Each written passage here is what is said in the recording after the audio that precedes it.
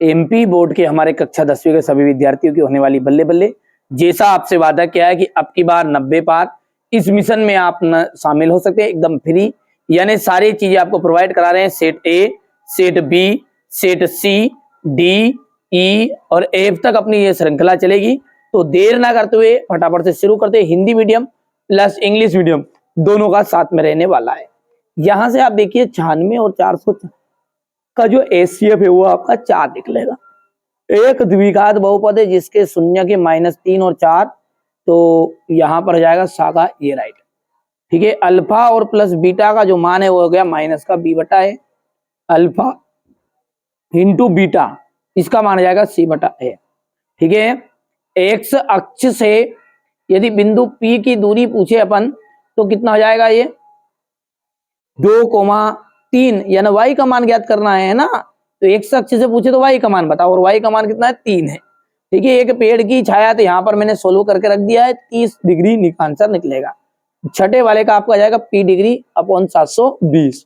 चलिए आगे बढ़ते हैं। ये choose of the correct option है। यहाँ से दूसरा हो गया, तीसरा हो गया है, ये आपका चौथा हो गया है, ये पांचवा हो गया, ये छठा हो गया। ठीक है, बढ़िया से कंप्लीट करो। मैं जितना बता रहा हूँ आप तो बढ़िया से कंप्लीट करो। मेरी जवाबदारी है आपको अच्छे अंक दिलाने की। भरोसा रखो, विश्वास तो रखना पड़ेगा है ना। रियल के भरोसे मतलब रियल पेपर कहीं पे नहीं मिलने वाला है। ठीक है, यही आपको मोस्ट इंपोर्टेंट पेपर करने पड़ेंगे, और यदि वास्तव में परसेंटेज बनाना चाहते हो तो करो, ये तो कोई बात नहीं है ना। चलिए तो आगे बढ़ते हैं। एक ऐसा समीकरण आपको बताना है जिसका आलेख एक सरल रेखा हो। एक ऐसा समीकरण जिसका आलेख एक सरल रेखा हो उसे अपन कहते हैं रेखिक समीकरण। क्या कहते हैं? रेखिक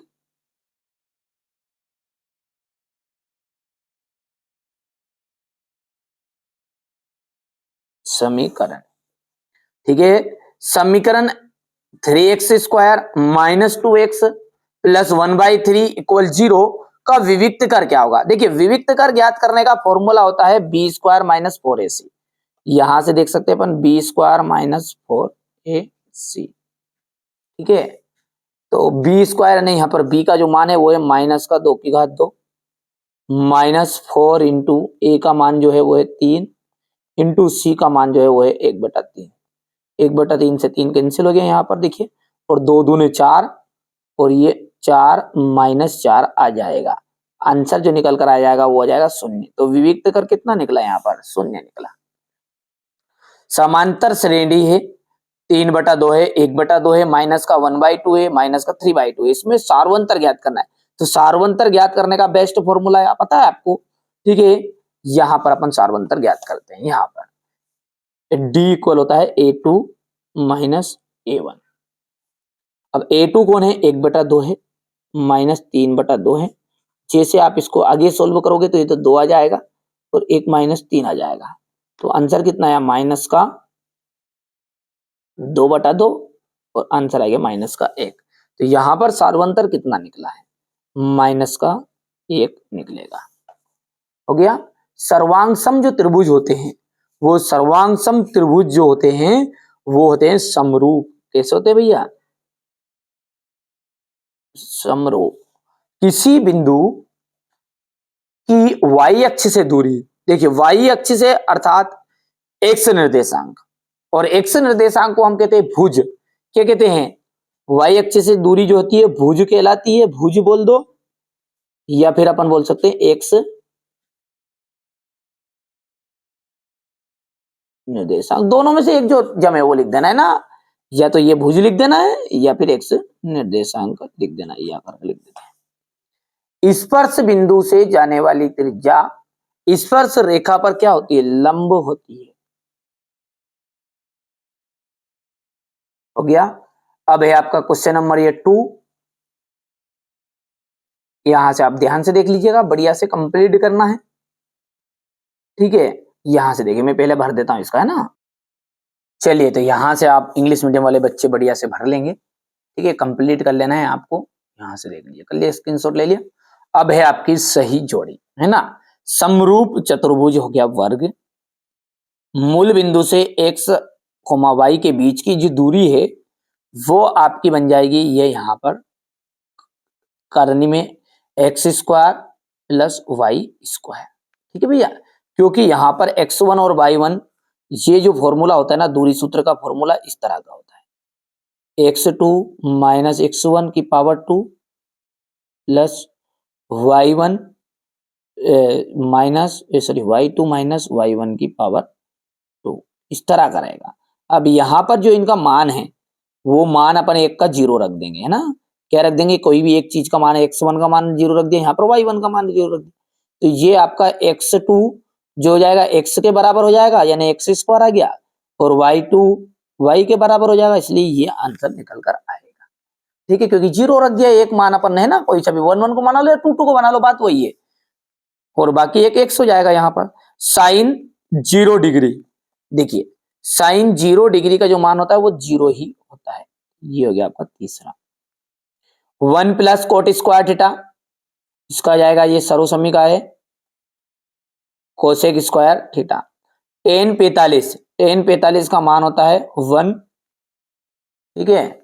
इसके बाद है शंकु का आयतन, शंकु का आयतन है आपका 1/3 पाई आर स्क्वायर एच, ये आपका छठा हो जाएगा।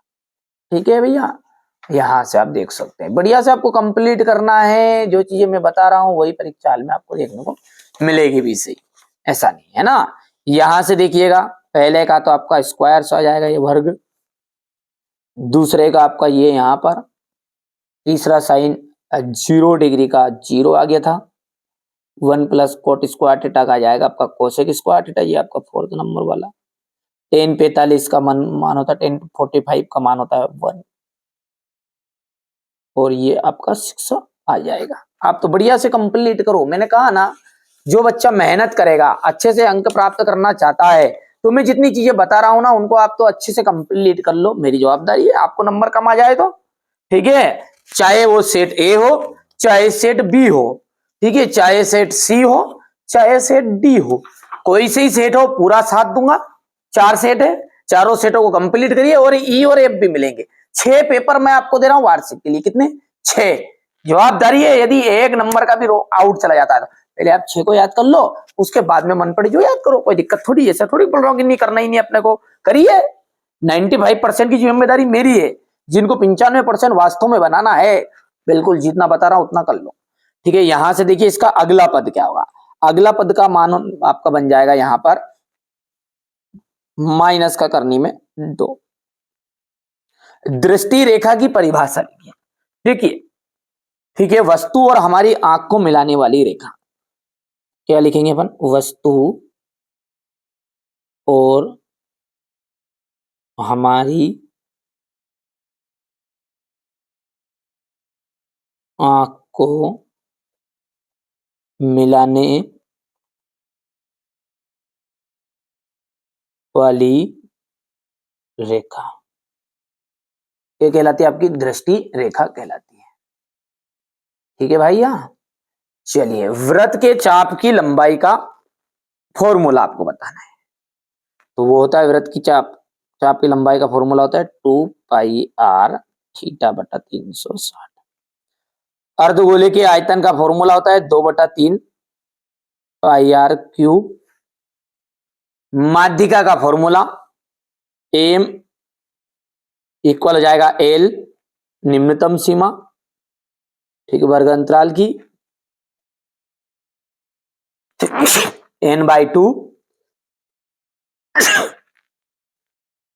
n/2 माइनस संचय बारंबारता बटा बारंबारता और इंटू एच, ये हो गया आपका माध्यिका का फॉर्मूला। निश्चित घटना की जो प्रायिकता होती है वो सदैव 1 होती है, कितनी होती है भैया, 1, ये आपका ध्यान से करना है। ठीक है, बढ़िया से कंप्लीट करो, ये हमारे इंग्लिश मीडियम वाले बच्चों का मैंने भर दिया है पहले से, ताकि आपको कोई दिक्कत ना आए, परेशानी ना आए, क्योंकि ये जो चैनल है आपका है, मेरा नहीं है, ये आपका है।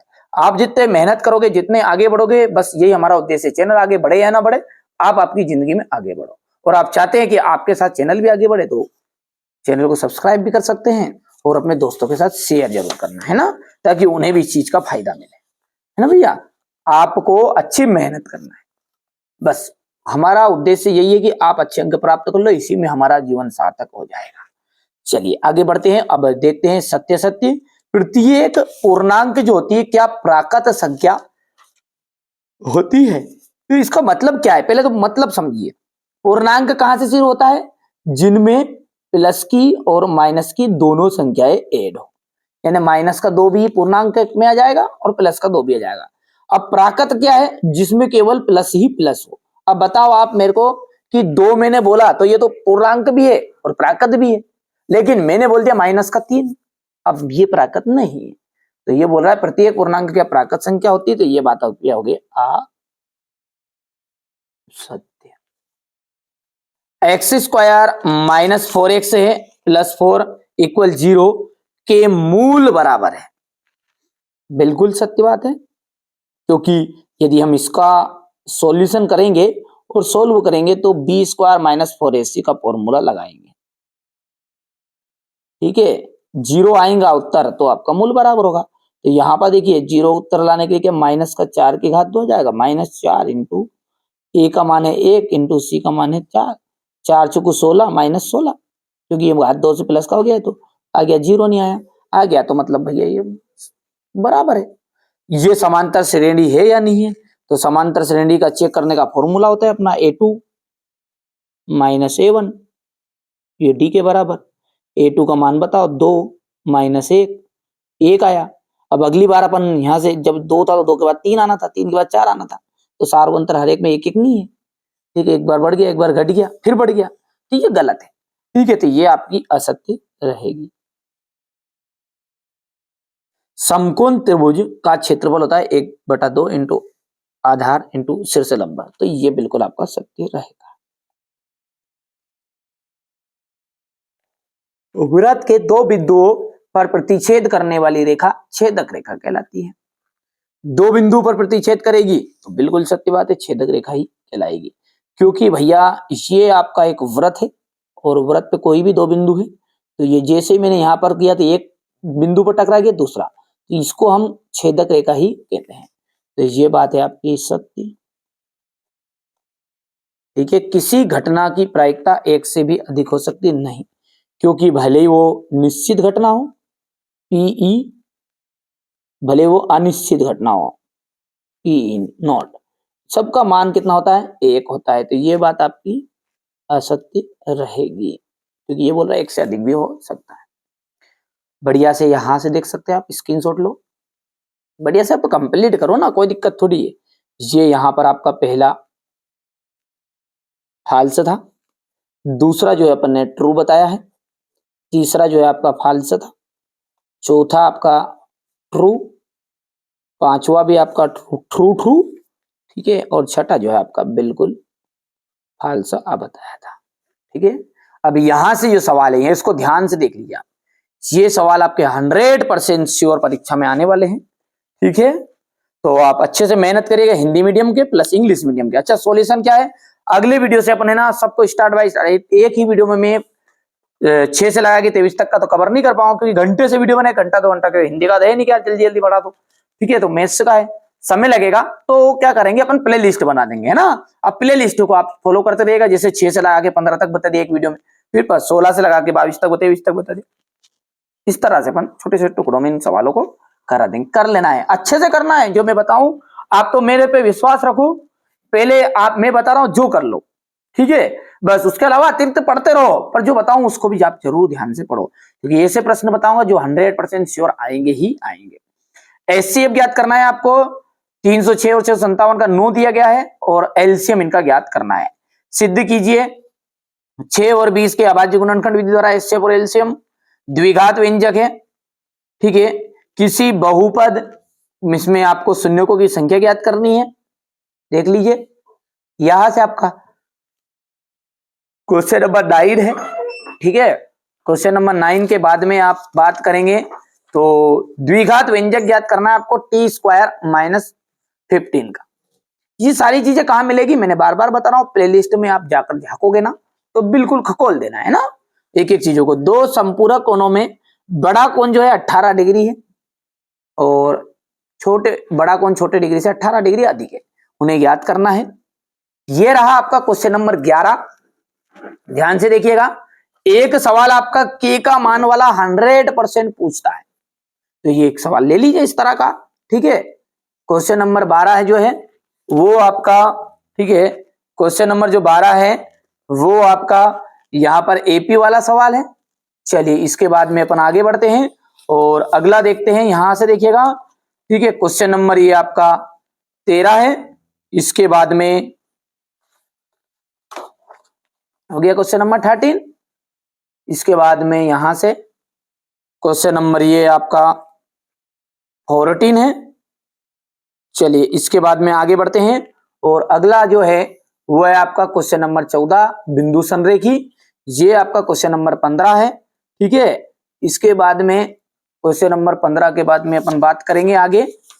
तो क्वेश्चन नंबर 16 जो है, ये देखिए, आप तो ध्यान से देखिए, ये सारे सवाल कहाँ मिलेंगे, बार बार बता रहा हूं, प्ले लिस्ट में आपको सॉल्यूशन दे दूंगा। एक वीडियो में कवर कर पाना संभव नहीं है, अगले वीडियो में है ना, छोटे छोटे वीडियो में अपन इनको सवालों को करेंगे, पूरा सॉल्यूशन दूंगा। 4 सेट है, एक सेट नहीं है, A B C D E F, 6 sorry 4 नहीं 6 है, 6 पेपरों का आपको पूरा सॉल्यूशन दूंगा, घबराना नहीं है। ये आपका क्वेश्चन नंबर 16 का अथवा यहां से क्वेश्चन नंबर 17 देख लीजिएगा। इसमें ई की प्रायिकता 0.06 है, ई नहीं की प्रायिकता ज्ञात करनी। ये क्वेश्चन नंबर आपका 18 है, इसका अथवा ये क्वेश्चन नंबर 19 हो गया। क्वेश्चन नंबर 19 के बाद में है आपका ये, इसका अथवा है क्वेश्चन 20, ये इसका अथवा क्वेश्चन नंबर 21 हो गया। ये क्वेश्चन नंबर 22,